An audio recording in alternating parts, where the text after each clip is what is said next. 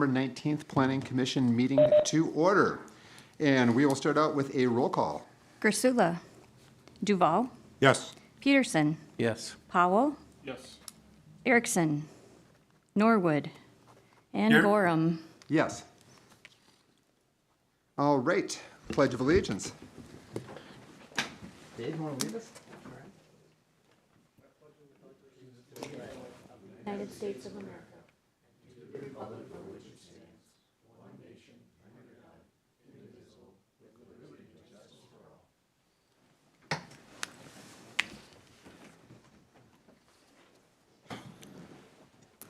All right. Looking for approval of tonight's agenda. Are we going to leave the keeper's item on there? Yes, we'll leave it on there. Okay, very good. So looking for approval of tonight's agenda.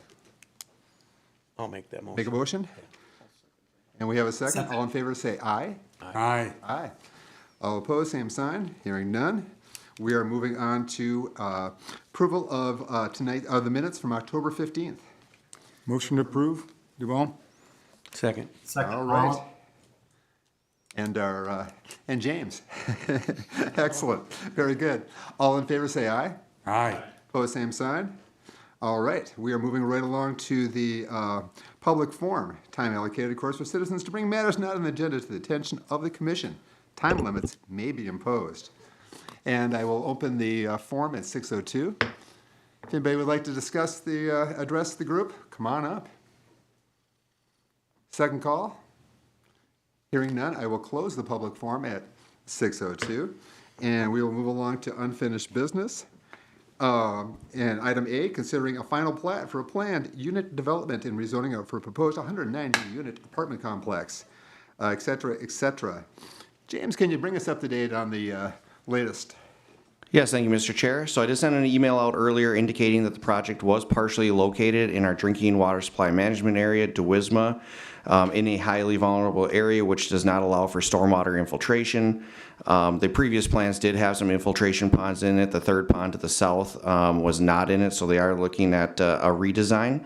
And they did indicate that they will be resubmitting for the January meeting, but did say that they are excited to present the design to the commission next year. At this time, there's no further items to discuss.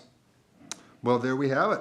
We are along to we are moving along. We are 7B, considering a request for proposal for the comprehensive plan update.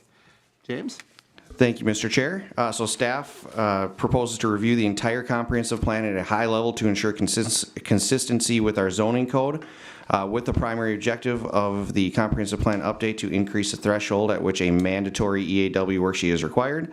A summary of the scope within the RFP includes guide the city through discussions on desired changes to the comprehensive plan and ultimate goals of the final product. Evaluate the existing land use plan, transportation plan, sewage collection system policy, capital improvement plan for public facilities, and comprehensive plan implementation strategy. Develop recommendations to incorporate required elements into the comprehensive plan to increase the residential threshold for a mandatory EAW. Review current implementation plan and remove goals that have been achieved by the city.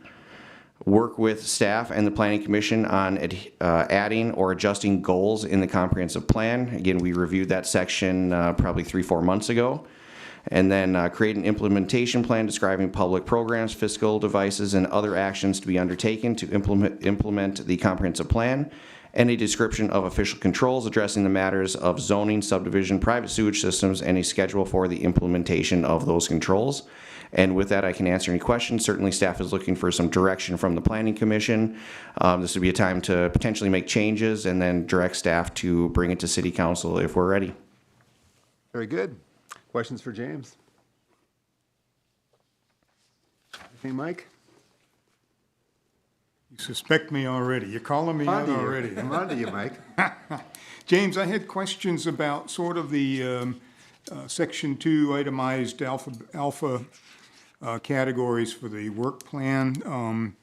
The word goals is kind of used, and it feels kind of interchangeable, like, you know what I mean? Like in Section A, the second bullet point, guide the city through discussions of desired changes of the comp plan and ultimate goals for the final product. I'm not sure I know what ultimate goals, is it how the plan we want it to be used, or are you talking about the physical goals for housing and for infrastructure? Do you know what I mean? It feels like it's something more related to how we want the plan to be used or what we want it to feel like. Is that a fair? That's correct. It's kind of the overarching goals. So, if you follow then section B, the first bullet point and the second uses goals, and I think we're wanting to use different terms there from our current version, right? So, review the current implementation plan and remove goals that have been achieved. I'm thinking that's that last part, right, of the implementation plan. It's like strategies, right? And then just, Yeah, potentially we could remove goals from that section, call them strategies. if we can be as concise as we can, because we're really asking contractors to kind of review what the scope of work is, and if we're confusing them, we're not going to be able to really help them with the understanding piece later on that we're going to score them on, you know what I mean? Yep, understood. So I would just circle, ultimate goals in that section A. I think in that first bullet point, it probably is okay to remove the ones that we've done, but what I'd be hopeful that we could see would be like an annotated progress summary, just an extra column to that implementation table of strategies that says, what have we done, you know what I mean? And take it out of the plan afterwards, but it'd be nice to have something that we can show forward to the citizens that said, here's how your plan has been implemented and how we're moving forward. So if it's possible to have that as part of that scope of work, that, as they're evaluating what's been completed, that they give us sort of an annotated thing of what got done. So would it be advantageous to have kind of a separate section on our strategies that have been completed? Perhaps a separate table, so we're able to view that within the comprehensive plan, or do you You're think? saying just in the revised one, there's one that shows the progress? It could be, but also I'm not opposed to just removing things that have been done from the document, because we've turned that page. We're gonna probably reshuffle the deck on priorities and things, right? And maybe we just future forward from that rather than looking back, but maybe we have something we can hang on the city website of. That's correct. I do envision through this process that there'd be some type of memo or kind of strategies and goals worksheet that we're in progress with or have been completed. So potentially it resides on that document. So you've got a mind's eye on how you might handle that. So that, and then that second bullet under B, I think adding or adjusting goals. I'm thinking that's going to be the nomenclature from the current plan is strategies, right? Correct. So saying, or maybe we think about this differently and asking a contractor to give us a fresh look. Yep, I think that would be good to make that alteration. Okay, thank you. Other questions? Mr. Norwood, if you're out there, do you have any questions? Not at this time. Thank you. All right, very good. James, I've got a couple questions. Start with a specific one. We had a lot of engagement, a lot of community engagement with the first one. Do you envision anything near that amount of community engagement? I don't on this one. Being that this is a kind of an update versus the last time we really did a rework of the comprehensive plan. So, based on what we have budgeted of $28,000 for this update, I think there'd be a lot less kind of community workshops and engagement. Help me out. What was the budget last time? Wasn't it closer to 100,000? I believe so. Okay, good. One of the things I wanted to talk about would be, we were talking about lowering the threshold that would trigger a EAW, an environmental assessment workshop. Where is that coming from? Is that coming from experience? Is it coming from other agencies? Just curious where it's coming from. So the 7-county metro area has a list of criteria for the comprehensive plans. Ours doesn't meet that. I think the biggest thing to me is our tracking system on how our comprehensive plan's being updated, or not updated, but achieved. through our various departments in the city. So in order to increase that threshold, it's making sure that we're meeting all that criteria that the 7-county metro would have. So in the 7-county metro, they're achieving all these as required. And they have that higher threshold because they have all those requirements in the comprehensive plan. Ours does not. So that's where staff is looking at it. Certainly, it makes development move a bit faster without that. It doesn't preclude the city from potentially ordering an EAW, but would make that threshold higher. Okay, so the feeling is right now that, are there too many EAWs? Is that kind of the feeling? You know, again, it came up with the one project here, which does increase the timeline for the project by quite a bit. You know, we did try to put, I guess, a faster timeline than this one, or as fast as possible, but it does at times potentially limit development. Okay. I have a question for members of the group here, just a quick question, yes or no question. Who read the EAW for the Voyager Heights project? Mike? Anybody else?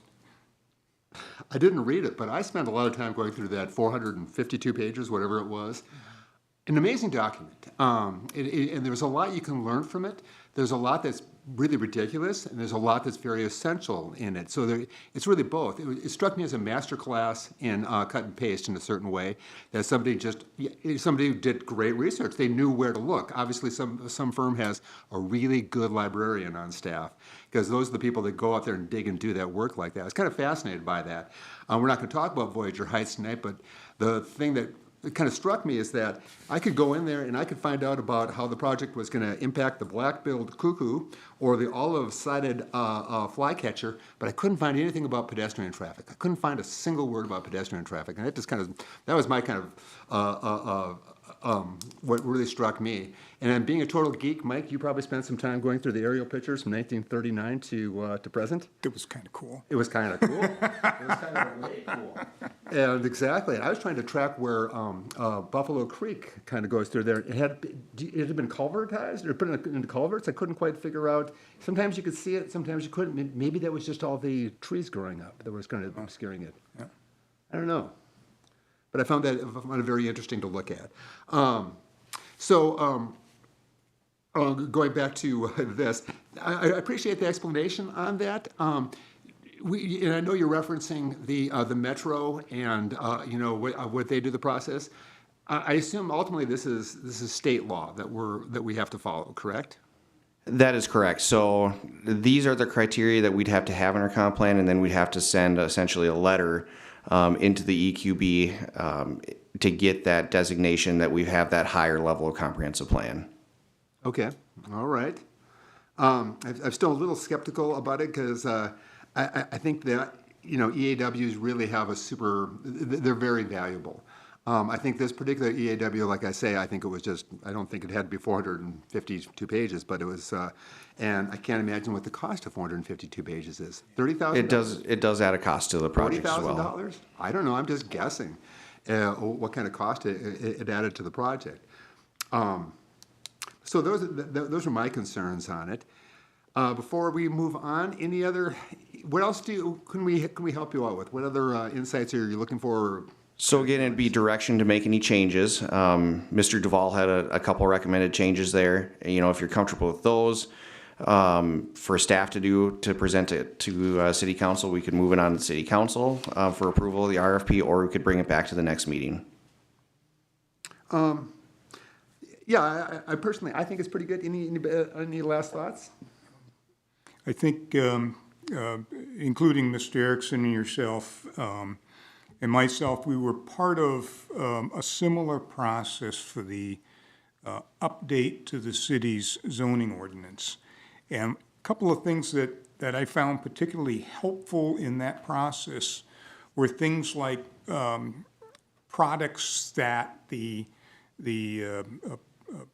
consultants were submitting of similar things that they developed. You recall some of the attachments. So you got a feel for what you're buying, by looking at these other examples. In the selection process in Section 4, you're listing sort of the scoring criteria that the city would propose to use. So you're informing a prospective bidder that, you know, these are the things we think are going to be important.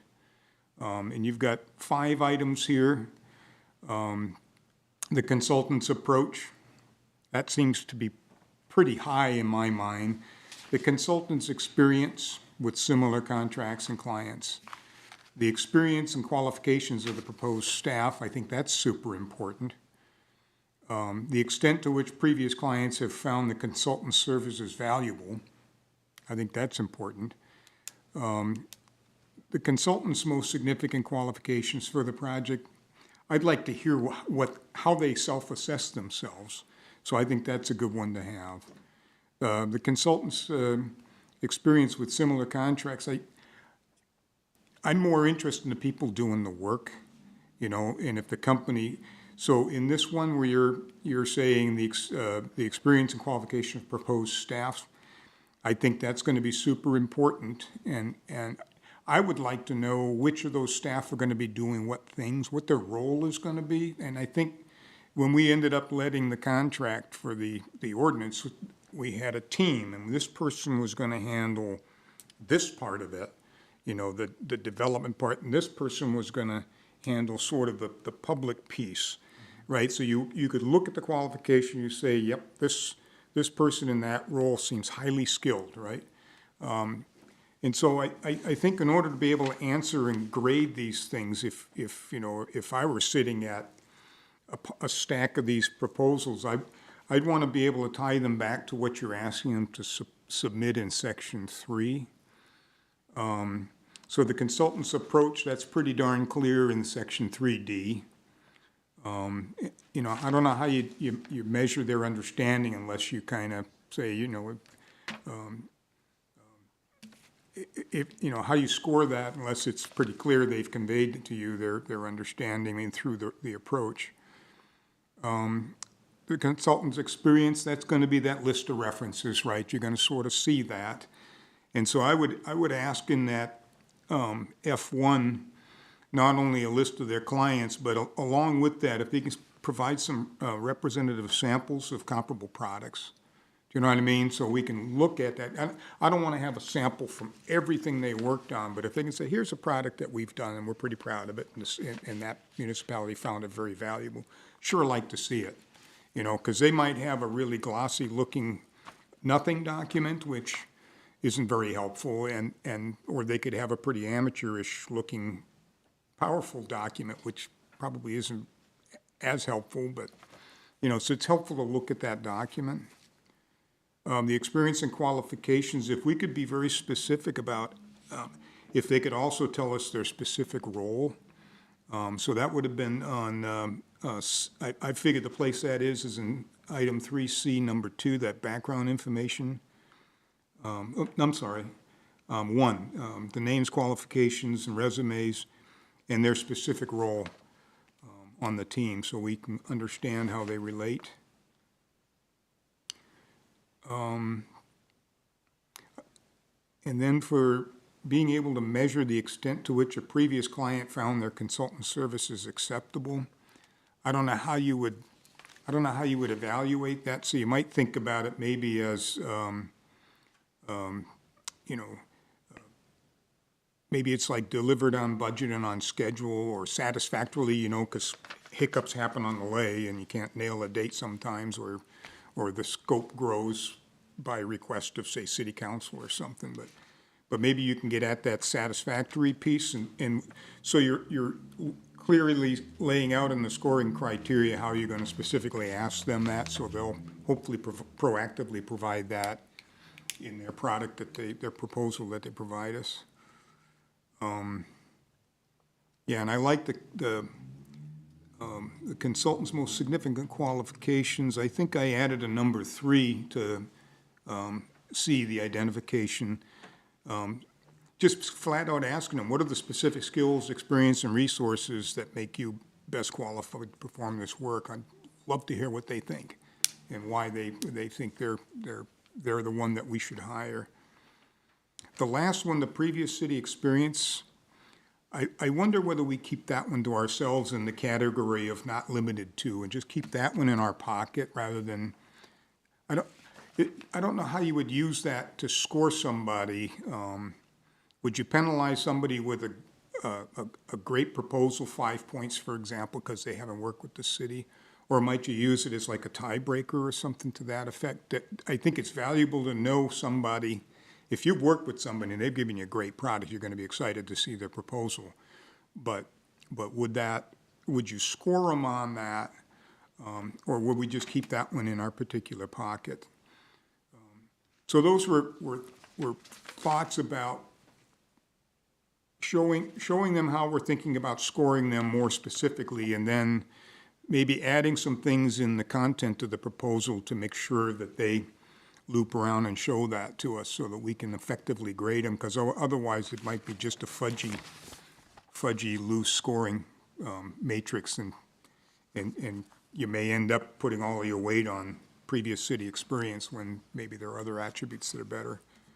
So those were thoughts I had on how we might be able to clarify so that a consultant that wants to bid can give us the best proposal they can. Does that make sense? Yep, that makes sense to staff. There are a few changes here, so, perhaps we bring this to the next meeting. If you are comfortable with staff just making those changes, I could bring it to City Council upon direction from the Planning Commission. Again, one of the other things I do want to make clear within what I wrote here, if there's potentially a major undertaking, say for instance on what we need to do within our comp plan for the sewage collection system within the city, that consultant would give us kind of the tools of what we need to do, but we may not see that in the comp plan. The biggest part of this comp plan is kind of that implementation and tracking strategy. That would be definitely an outcome that we'd see. Certainly sewage collection system would be our Public Works Department, Brainerd Public Utilities working on that section. If it is a big undertaking, we already don't have it. I do want to make it clear that, perhaps that part wouldn't be updated immediately in the comp plan, but helping staff understand and the Planning Commission understands what's needed to implement something like that.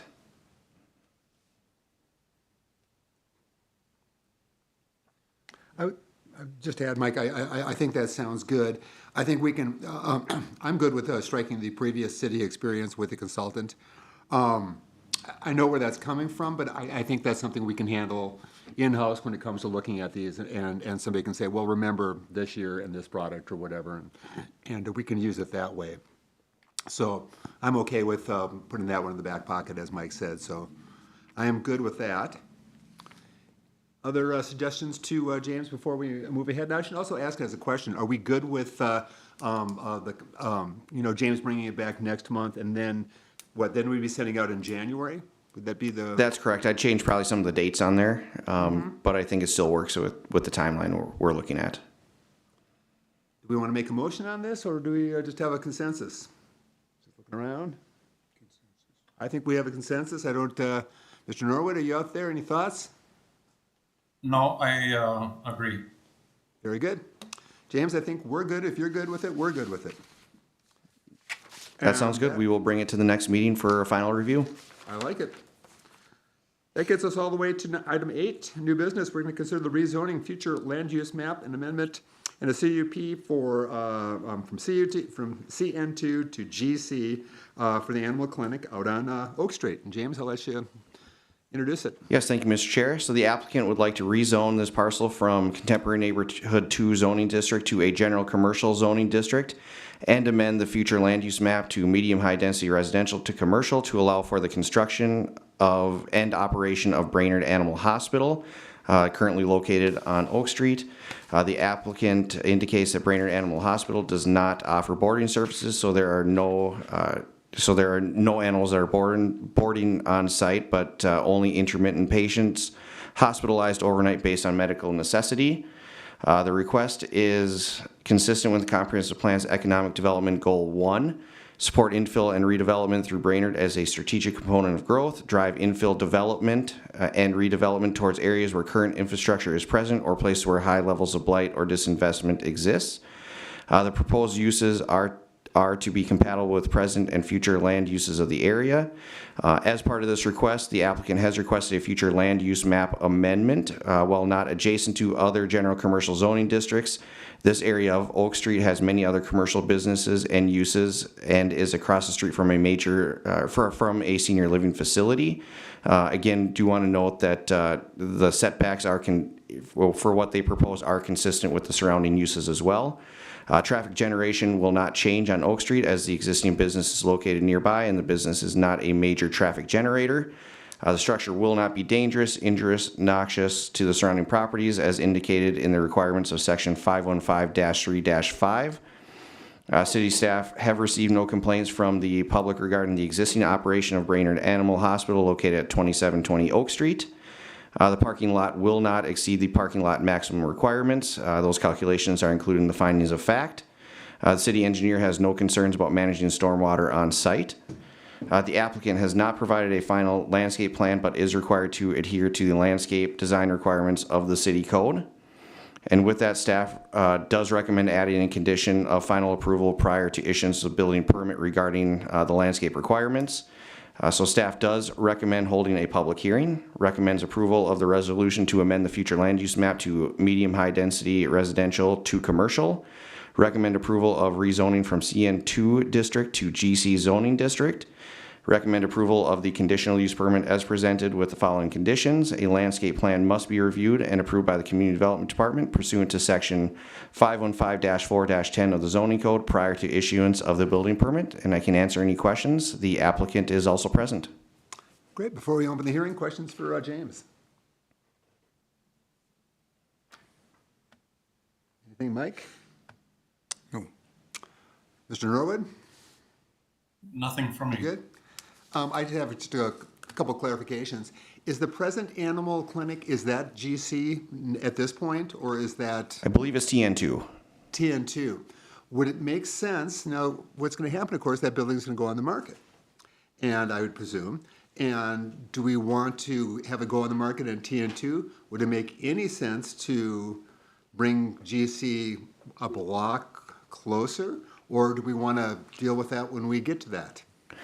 It would be recommended to deal with it once an applicant would come forward for the potential project. Okay, but then I think by that point, we have shown our willingness to, welcome business to that stretch of Oak Street. Very good. Without any further questions, I'll open a public hearing at 6:28, and I will invite the applicant to come on up, name and address, and tell us about the project. Yeah. So my name is Ryan Dutton.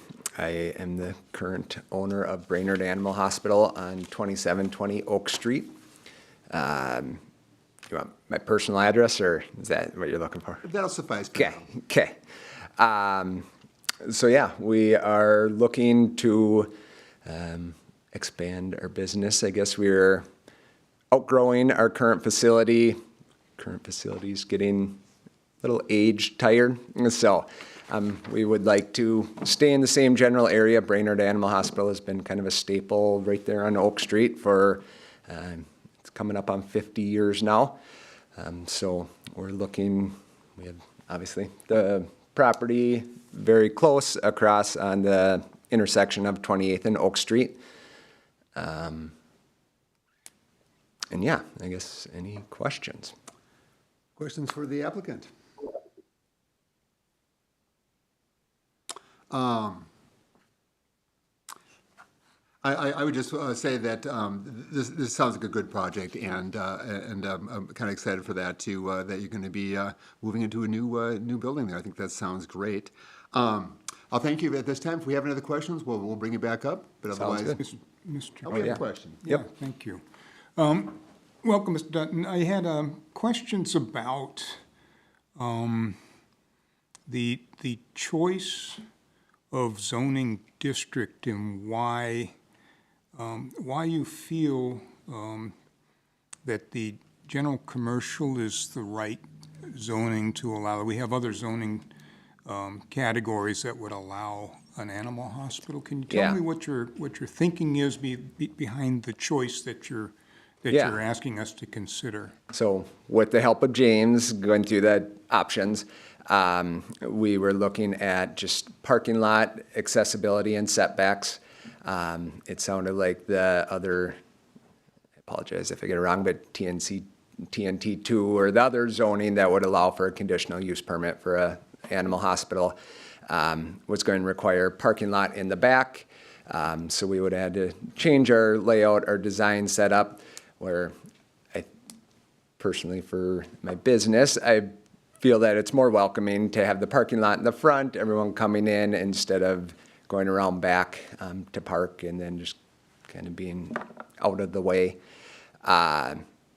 Other thought was having the parking lot up against Oak Street. We are set back from the next private property to the north. I also own the in-between property there that we're not planning to rezone. But keeping the parking lot in the front slows or decreases their view of traffic, I guess, and just people coming in and out of the business kind of, yeah, they have the back of the building there, but not as much commotion, I guess. Is it reasonable to have parking in the back of, I mean, I presume where your parking is where your entrance is. Correct, yes. So we're talking about how a building is oriented more so. Yeah, so we wanted And how it's the functioning. You're not orientation. having people with tethered animals that may be sick or injured and having to torture them halfway around the building in order to get them to come in. Exactly, yes. I'd like the business front towards Oak Street just for visibility. And then, yeah, just for ease of access, having that parking lot in the front, I feel makes the most sense. Okay, thank you. Yeah. Any other questions for the applicant? Otherwise, they'll be, that's great for now, and we'll let you know if we have any other questions. Thank Sounds you. good. Thank you, guys.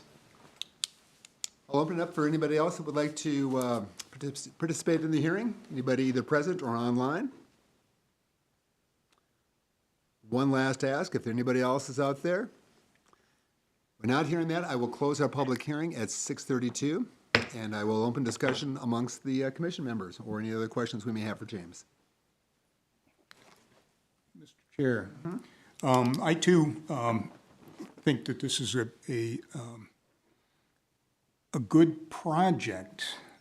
So there is aspects of our decision-making tonight that I fully support. The place where I've got a lot of heartburn is the zoning choice.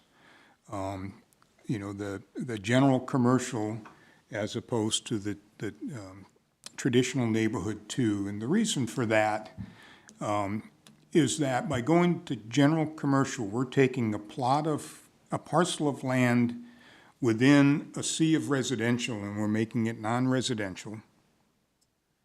And then with that, we're authorizing a lot of commercial uses that we have in previous decisions decided were not appropriate to have in our residential districts. And I'll give you a couple of examples there in our uses table in the Appendix A. A commercial use allowed in a general commercial that we don't allow in our TN2 neighborhoods or any of our residential neighborhoods is a cannabis retail dispensary. Another is liquor sales. We specifically changed our table of uses to exclude the sale of liquor in our residential neighborhoods to be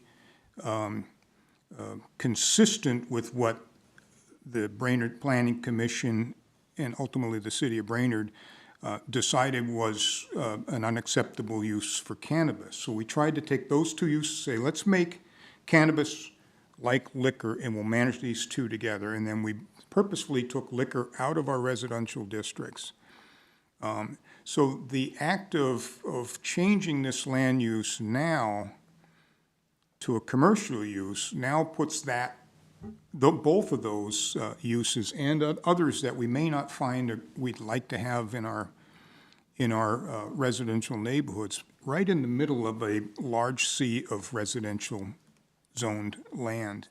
Our future land use map calls this area, and James, correct me if I'm wrong, but it's medium to high density residential, and we're taking residential out of that from our future land use map. Now we have to change our future land use map for this one parcel embedded in a sea of residential uses in our future land use map. So I see a path forward here that allows the proposed use, and that use currently exists in a TN2, and they're simply moving it a block down to the east and across the road, but it's the same use, and it has been harmonious under the current TN2 zoning. And I would argue that it would be more appropriate for us to use TN2 for this rather than general commercial, so that we keep the zoning consistent for residential uses, and we keep the undesirable commercial uses that we purposely and previously excluded from our table of uses for liquor and cannabis. So I don't see a different way around this, other than that, we just do not approve a general commercial zoning here. So that's the points that I would like to make. Just have a quick question back, if it's okay. Are you more worried about the philosophical statement we're making, or are you more worried about future use of a specific property? Just out of curiosity, or is it both? In our packet,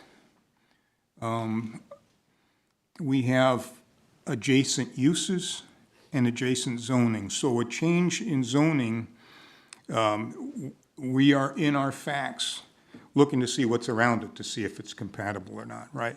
So you place a block in here now that has these things, and then you begin to build off of that through the justification that we have a general commercial use in this neighborhood. So across the street, we should be able to pop that in, and then on the other corner, we should pop that in. So it's more than just a philosophical issue. You've now allowed this parcel through a change of zoning to be repurposed. Perhaps the animal hospital makes another move, but that parcel is zoned in this way. So it's the legacy you've attached to that parcel. So it's what happens to the parcel in the future, and then it's also what happens to additional requests in the future around this as then we grow that piece again that's surrounded by residential zoning and both our zoning map and also in our future land use map. Very good. Other questions or comments? Mr. Norwood, are you out there? Yes, I'm still here. No questions at this time. I have a question for James. Could the applicant build the project as they stated in a TN2, or did I understand it correctly, they couldn't build what they want to build in a TN2? Not with the current design. So TN2, if you think of Oak Street, obviously Kingwood is heavily TN2 as well. But Oak Street up to about 19th Street Southeast has very, close setbacks. So you're required to build within 0 to 20 feet for commercial, 5 to 20 for residential. So that's how the TN2 district was built, is because of those kind of close proximities that were already happening there. You look at the intersection of Oak Street and 13th. I know we looked at those commercial buildings that are there, like Lakes Printing. Again, we wanted to kind of replicate what was already happening in that zone. Obviously, then becomes problematic for how parking entrances work. When you look at this area of Oak Street, certainly TN2 could work for use-wise, but really the development that's going on, the existing Brainerd Animal Hospital is TN2, but most likely probably has non-conforming setbacks into it. So it becomes a bit problematic on the side of setbacks in this area and really being consistent with setbacks. A follow-up question, do you, my suspicion is the answer is going to be yes. Are there another number of buildings that are basically being grandfathered in, they're non-conforming in that same area? 'Cause I know there's a So variety. yeah, so uses they may be allowed, but they're grandfathered into their current setbacks. Obviously, they're looking to do additions because they're TN2. There would be issues. Okay, okay. Any other thoughts, discussion, questions? Mike, please. Question of staff. What are the setback criteria for the commercial corridor zoning use on Washington Street, please?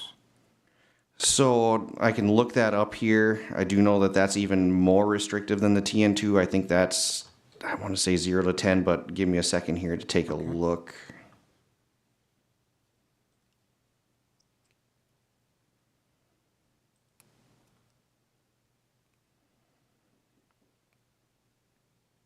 So with the commercial corridor district, you have 0 to 10 foot of the front yard setback. And then your side setback are reduced to 0, as obviously in our commercial district, we have buildings and parcels that are right up next to each other. And then the rear yard setback is 5. So it allows a lot of development in there, but does have that 0 to 10 foot setback requirement in commercial corridor district. So we have a visual example of where we're trying to flip, if you would, how businesses front a particular entry point to the city. So we have a model for that. The existing development, at the care facility to the west and other places along the street don't meet it. But at the same time, there's a lot of undeveloped land to the east as we go that way. So you could imagine a future where you've got commercial uses within a TN2 zoning category that would front and make it look a lot how we want Washington Street to work. It's not impossible or it's not unrealistic or unreasonable to put the parking on the opposite side of the building from the street frontage. So I just understand that we've thought this through in other places in the city, how we want the aesthetics. Does it match the existing stuff that's going on Oak Street, some of the existing uses of TN2 going west, 17th, 18th on west? Those are going to be fronted up to the street a lot more. But I think it's not unreasonable nor without precedent that we have design options in some of our zoning districts that put the building up to the road and the parking behind. Very good. Last call for other questions. Otherwise, without hearing questions, I'll ask for a motion. Floor is open for a motion. I'll make a motion to approve it, change that from the medium-high density to commercial. You mean As staff, TN2 to GC. TN2 to commercial. Thank you. Looking for a second? Second, Norwood. We have a second from Mr. Norwood. Discussion. I do appreciate Commissioner Duvall's viewpoints on this. And I am seeking further discussion as far as to the fact of within the alcohol or cannabis conversation that we would be potentially able to end up limiting from an organization or a company going into this parcel as it would be a conditional use permit or other process for them to be allowed in there. I need to look at the allowed uses, but from what I recall, that it was still a conditional use. It's, staff, please, Mr. Chair. Those uses would be permitted. Certainly there are some others, potentially auto repair. I'd have to look at that. There are other uses that are conditional use in there. I do know that the alcohol sales as well as I believe cannabis would be permitted. Cannabis does have extra restrictions. If you're so close to a certain type of use, it may become conditional. So that's kind of permitted slash conditional use permit. But certainly there are several other conditional uses that may impact that are in the commercial, general commercial district as well. This may be potentially exposing a small flaw in our previous intent for general commercial. As to the fact that we were addressing this issue real recently with a different parcel just a little bit further east. And so this is, it's a very tough, tight place that did see some rezoning during our last update. And I would echo that, Mr. Norwood. It's definitely, it's an area of transition that we're looking at there, where we're seeing with clearly GC when we get out to the intersection of Highway 18 and 25 as we move back into town. James, I have another question. If somebody, presumably, and the applicant can correct me if I'm wrong, that the property for the old building will go on the market? That's not my initial plan. I do own it outright, so, May I ask you what your additional plan is? You can come up and just, Yeah. I'd be curious. yeah. This affects my thinking here. Yeah, so I have a couple thoughts. One, potentially rental for office space rental, if there is a market out there for it, and or other small business ventures going forward. Potentially something like a dog training type facility. It's kind of a metal building, could be guttable. We could have a nice open space in there. Possibly something like dog grooming, just some other separate businesses from the vet clinic, but related type businesses. So, Thank you, that helps. yeah. One other thing, I don't know if it helps, but just my thought as far as cannabis or alcohol sales, this is a very specialized building, and I know that can change, and down the road as this building ages, this is a long-term commitment to rezone it to general commercial. But I don't foresee those types of businesses honestly being able to afford or move forward with a business of that type in a specialized medical facility. Thank you. That's all for the moment, at least. James, would you foresee us being in another zoning quandary in, let's say, 6 months to a year, if other, if a business is redeveloped, Mr. Dutton redevelops a business in there, are we going to be back in the same position? Because they'll have parking out front and it'll be, So for the existing business, it would, so the existing business is TN2, so the site layout is grandfathered in, but if they wanted to potentially have a different type of use in there, staff would have to evaluate whether it's a permitted or conditional use. If it's a conditional use in there, it would have to come back before Planning Commission, but the site layout wouldn't be the issue. okay, thank you, that helps. Very good. Any other discussion? Otherwise, yes, please, Mr. Mike. Chair, if I could just respond to the decision that this commission made a meeting or two ago regarding a property further to the east at the intersection of Oak Street with Minnesota Highway 25. At that point, I made this same recommendation on that particular parcel, and it was decided that that was spot zoning.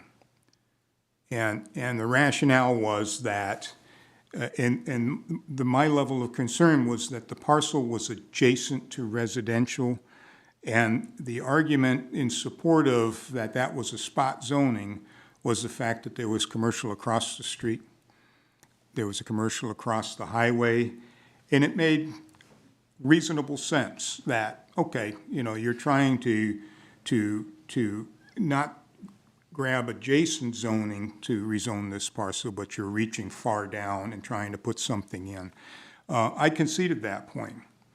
And I would argue that this is, if we approve general commercial at this proposed location, that is spot zoning, because we're taking a commercial use and sticking it in the middle of residential zoning. It's the same argument that was made except flipped 2 meetings ago when this commission voted to approve a zoning change at the east end of Oak Street. So, you know, if either we decide what spot zoning is and we be consistent, or we say that we're going to be fluid in our interpretation each time a new general commercial zoning change is put forward in our residential districts.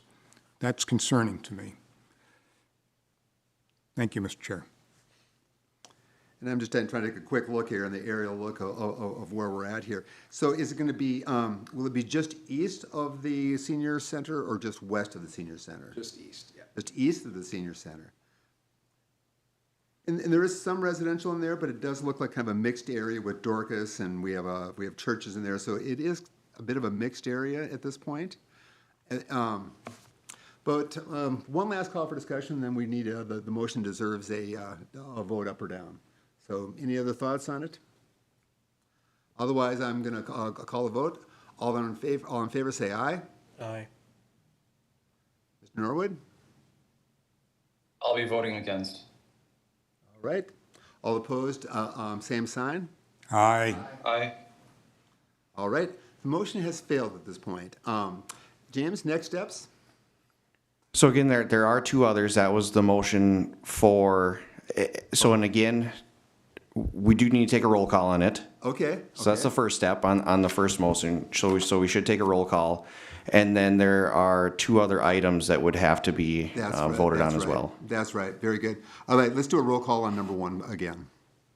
So the motion was to approve. The motion to recommend the approval of the resolution to amend the future land use map, is that right? Or is it it's actually number 2, right? The CN2 to GC. That's what we're making the motion on, correct? That's what the motion was. Yeah, okay, very good. And can we have a roll call on that? Okay, Duval, No. Peterson, Yes. Powell. And Norwood No. and Gorham. No. All right, so now we've taken, we're done with, I'm confused where we're done. Have we taken care of 1 and 2, or are we just 1? Believe number 2, so a vote on the future land use amendment would also have to be done. If there's any other findings, certainly there's been comments made by the commission that would be included Okay. with city council. And also the CUP would have to be voted on. If there are any other concerns about the actual operation of the vet clinic, those should be brought up in those findings. Otherwise, you know, if the only concern is that it's not zoned then appropriately, that should be noted as well. So then I guess we're opening up the discussion on recommending the approval of the resolution to amend the future land use map, correct? Correct. Okay, thank you. All right, looking for discussion on that. Yeah, I just have a question, might be for James. So if this isn't changed, the zoning, and this building and site plan that he's going forward with, how does he get that so he doesn't have to change his site plan? Could he come back with that zoning with a conditional use to change the parking? The way, leave his site plan alone the way he wants it? So a variance in that case would have to be applied for and to keep everything consistent with it, but a practical difficulty unique to the site would have to be found in order to grant the variance.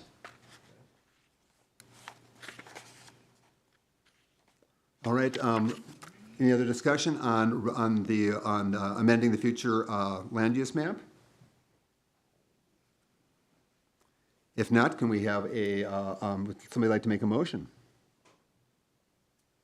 I'm a little confused of what we're doing. I'm confused too, and that's why I'm looking at James here for help on how to work through it. We've worked through number 2, and you want 2 more votes? Why is it? Correct. So again, you do have to provide an answer for every one of the requests. Okay, so then we are looking for a motion on recommending the approval of the resolution to amend the future land use map.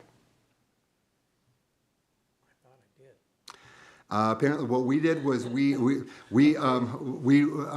disapproved of rezoning from CN to GC. That's what we've done. Okay. And now we're kind of skipped out of order here. Now we're going to the first one, which is the future land use map, and looking for somebody to either discussion or to make a motion to approve changing the future land use map from medium high density residential to commercial. Question for James. Yeah, please go ahead. So does that allow this person to move forward then, if that is passed? It does not, because the rezoning did not pass. So since the rezoning did not pass, This is a this is still a decision, but because the rezoning did not pass, could not move forward with the current design. Okay, so there's no reason to do it. Okay. I'm hoping somebody's going to make a motion to not approve the change on the future land use map, because I can't see why we want to move ahead with that if we're not going to change the zoning on it. I can't see the reason behind it, so floor is open. I'll make the motion not to approve it. All right, do we have a second? Second, We have a Duval. second. Any discussion on number one? Not hearing any discussion. Stephanie, can we have a roll call? Duval. Yes. Pe- The motion is to deny the change to the map, so I vote yes. Okay, very good, Mike. Peterson. No. Powell. Yes. Norwood. Yes. Gorham. Yes. So then we have, we're not recommending the approval to change the future land use. James, please. Yep, and then, so then the last one would be the conditional use permit. If the vote is going to be to deny the conditional use permit, could simply be because the zoning at this time would not work. If there are any other findings from the commission that have concern about the CUP and the animal clinic being in here, that should be noted by the commission. So James, we can really go ahead and issue a conditional use permit even though we're not going to change the zoning? So no, it would not be allowed based on that, but again, if there are any other concerns, those should be noted. Okay. It is a legal aspect of the approval process. Very good. So we are now looking at recommending the approval of a conditional use permit, opening discussion and/or looking for motions. Mr. Chair, I would, if I could ask staff to repeat their guidance on this, please. So again, since the rezoning was not approved, it would be recommended then not to approve the conditional use permit.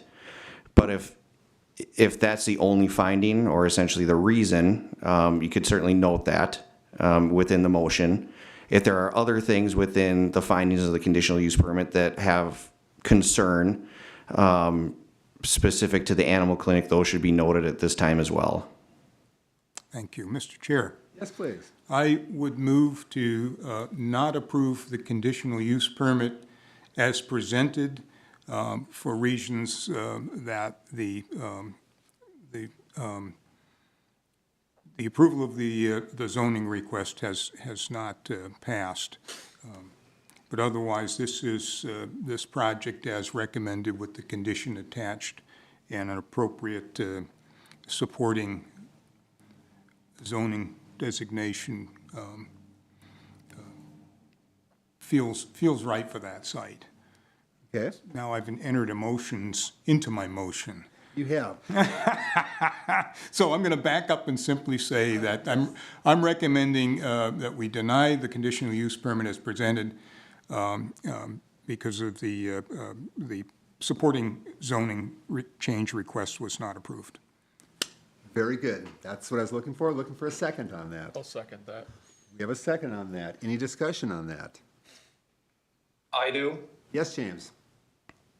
So I do strongly support this applicant and their endeavor and intent to establish business at this location. Unfortunately, I could not support my second of the motion for the rezoning of the parcel, and that is the spot zoning argument is the part that I was having the most amount of difficulty with. And so in the effort to maintain consistency within how we are applying our land uses and our zoning. I was not able to vote in favor of the rezoning. And so I do support the applicant. We need to find out a way to help the applicant fulfill their intent. Thank you, James. I agree with a lot of what you have to say there. So we still have a motion on the floor. Any other discussion on the motion on the floor? And can you restate your motion one last time? Oh, You're recommending that we don't approve. Is that correct? Am I summing that up right? yes, All right, all right. that we not approve the conditional use permit for the supporting facts Excellent. provided. We've had so many things going back and forth. I just want to be extra clear here. Stephanie, could you please do a roll call, please? Duval, Yes. Peterson, Abstain. Powell, Yes. Norwood, Yes? and Gorham. Yes. Very good. Now, I can say, next step for the applicants, James. Yes, thank you, Mr. Chair. So the Planning Commission is a recommending body. The final decision will be at the December 1st City Council meeting at 7:30 PM in the council chambers. Very good, thank you. And thank you, Mr. Dutton, and apologize for a torturous process, but And sincerely wish you the best of luck on the project, personally. We'll get there. All right, with that, we are moving on to our conditional, moving on to short-term rentals. We have a few of them here. The first one will be considering an interim use permit renewal for a short-term rental at 1005 South 6th Street. James, can you get us started on that? Yes, Richard Bedeau has submitted a request for an interim use permit renewal to operate 2 short-term rentals at 1005 South 6th Street. The fourplex at that address is currently permitted to operate 2 short-term rentals along with 2 long-term rentals. There is a total of 4 parking spaces available for the 2 short-term rental units. The applicant indicated that the property is maintained by the next-door neighbor. The home was inspected on 3/13/25 and passed all building and rental code requirements. Staff have received no complaints from the existing operation and have not been contacted after sending out the public meeting notice. So with that, staff recommends to hold a public hearing and recommend approval with the following conditions.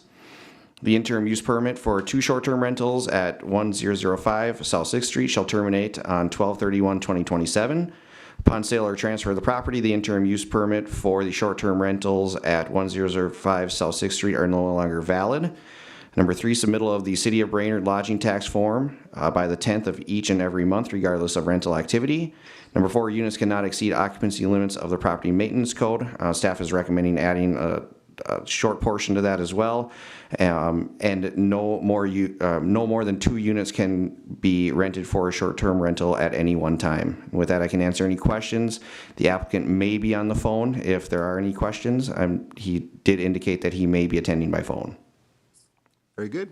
Questions for James to start with? Mr. Chair. Yes, please. James, in your finding of facts, you noted that the house rules did not mention an occupancy limit. Is that, do I? Yep, so this one has not had We a, want to probably put that in the conditions as well? you could put it in the conditions that it must not exceed occupancy limits. Okay. Yeah, because I think that was, I think we'll see that in another one as part of your findings of fact is tagging and connecting those 2 pieces to make sure that they're tied back to revising the house rules. Okay, thank you. Other questions for James before we open a hearing? Hearing none, we'll open a public hearing on this IUP at 7:04. And if the applicant is online, Mr. Bedeau, please go ahead if you're online. Yep, I am here, thank you. Go ahead, please. Yeah, so Rick Bedeau, actually live in Elk River. I just wanted to quickly say that I'm valuing the relationship with the city of Brainerd. We're happy that we were able to make this hybrid, short-term, long-term rental properties work, and look forward to continuing that into the future. And I'll be available if you guys have any questions for me. Thank you. Is there anybody else either present or online that would like to participate in the public hearing? One last call. Anybody else would like to participate in the public hearing? Not hearing anybody, I will close the public hearing at 7:05. I will open the floor to discussion and/or questions for James, and/or a motion if somebody is ready for a motion. Mr. Chair, Please. I would move to approve the renewal of the current interim use permit for the two short-term rental units at 1005 South Sixth Street, Brainerd, with the staff indicated 4 conditions plus an additional condition that the posted house rules include an occupancy limit. Very good. Looking for a second. I'll second. Second from Peterson. Any discussion? Not hearing the discussion, would we like a roll call on this or a simple, Does require a roll call because James, Mr. Norwood is on WebEx. I get it, that's where we're at. Stephanie, could you do a roll call, please? You bet. Duval, Yes. Peterson, Yes. Powell, Yes. Norwood, Yes. and Gorham. Yes. Very good. Are there any next steps for the applicant? Does this one go to the city council too? This one will also go to City Council for a final decision on December 1st at 7:30. Very good. We're going to move on to item C. We're going to continue, consider an IUP for STR as 712 6th Street North. James? Thank you, Mr. Chair. So Richard Bedeau has submitted a request for an interim use permit to operate a short-term rental at 712 6th Street North. This property is currently operating as a short-term rental, and his mother lives on the property. Short-term rentals operating prior to June 18th, 2024 shall be compliant with Section 515-3-37 by December 31st of 2025. That's why you're seeing this applicant tonight. The second story of the house is used as a short-term rental. Bedroom 2 is allowed an occupancy of 2. Bedroom 1 had an error in the findings. Email was sent out earlier. It's an 8x9 bedroom rather than an 8x7. It was handwritten, which would allow for 1 occupant. There is a total of 2 parking spaces available for the short-term rental. Mr. Bordeaux indicated the property is maintained by his mother, who resides on the first floor of the property. The posted rules for the short-term rental state a 4 guest maximum occupancy. The maximum occupancy must be changed due to that.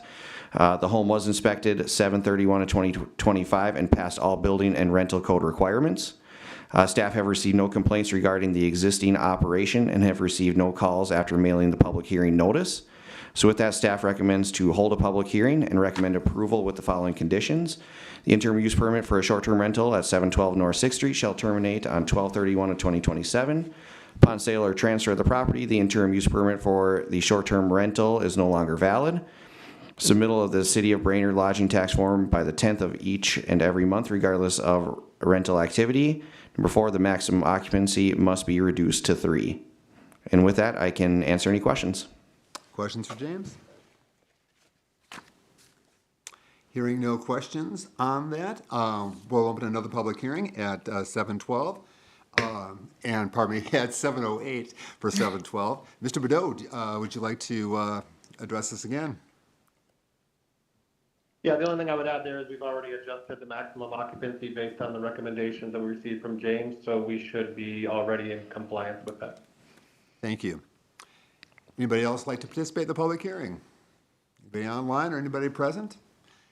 And not hearing any takers on that offer, I will close the public hearing at 7:08. I will open the floor to discussion and/or a motion. I'll make a motion to approve. With any conditions? No. As per staff recommendations. Perfect. That's what I was looking for. All right. Thank you. Looking for a second? Second? We have a second from Duval. Any discussion? Not hearing discussion. Stephanie, can we have a roll call, please? Duval, Yes. Peterson, Yes. Powell, Yes. Norwood, Yes. Gorham. Yes. All right, very good. And I think the applicant knows the next step by now. This will go to the city council as well. And so we'll move on to our last of the short-term rentals. We're going to consider an IUP for the STR at 995 Island Drive.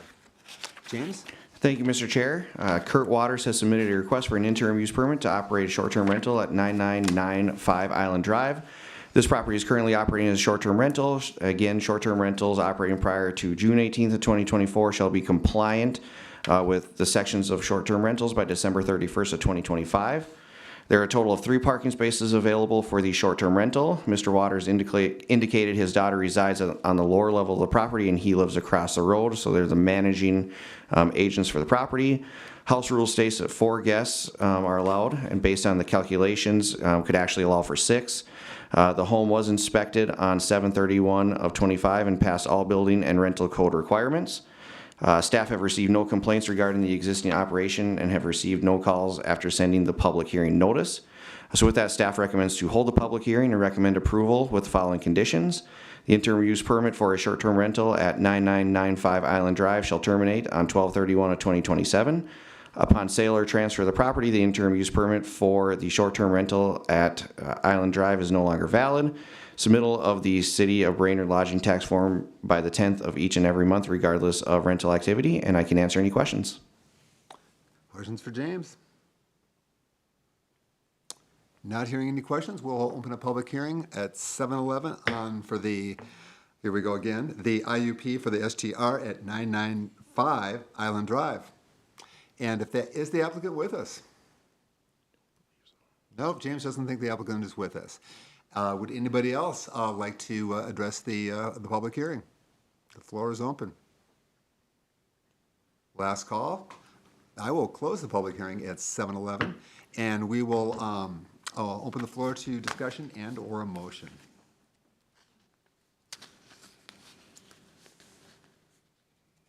I'll make a motion to approve as per staff recommendations. Do we have a second? I'll second that. And we have a second. Any discussion? Last call. Mr. Norwood, you got anything? No, I'm good. All right, thank you. I don't want to forget you. That's why I'm kind of picking on you here. I don't want to forget you. Pitch there, did you see that? All right. Stephanie, can we have a roll call, please? Duval, Yes. Peterson, Yes. Powell, Yes. Norwood, Yes. and Gorham. Yes. Very good. That moves us all the way to item 9. We are up to staff reports. James? Thank you, Mr. Chair. So I wanted to give the Planning Commission an update on the Shoreland ordinance. So staff has had 2 meetings with the DNR since our last Planning Commission meeting regarding the update to the Shoreland ordinance. They did indicate that lot sizes can be negotiated as well as impervious surface, but the city will need to make potential concessions elsewhere. Those concessions may have already been done, and based on kind of what's required from the state for certain provisions, we may be having a stronger requirement for them. So again, I'll be researching that. Another suggestion was adding a stormwater management plan for properties that kind of exceed those normal requirements.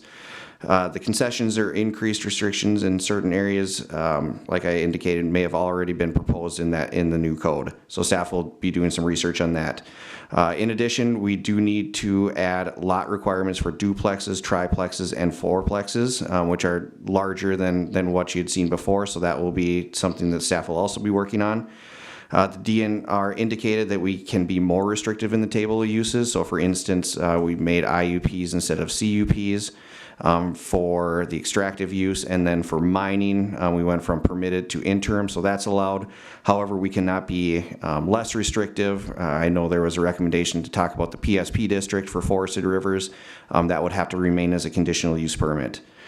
So based on the review and negotiation, it will take some time. Staff is hoping to have potentially what those negotiations might be at the next Planning Commission meeting, but it'll be kind of a some follow-up meetings with the DNR, so I'm not sure on that, but for sure that would occur in the January Planning Commission meeting. And that's all I have. Any questions for James? Otherwise, thank you for the report. I appreciate it. All right, then we are on to commission member reports. And Mr. Norwood, do you have anything for us tonight? Not tonight, thank you. Very good. Mr. Powell? Nothing tonight. Mr. Duvall? Nothing, thank you. Mr. Peterson? I do not. Likewise, I got nothing. And that leads us up to I'm looking for a motion to adjourn. So moved. Second? Second. Yeah. All right, all in favor say aye. Aye. There we go.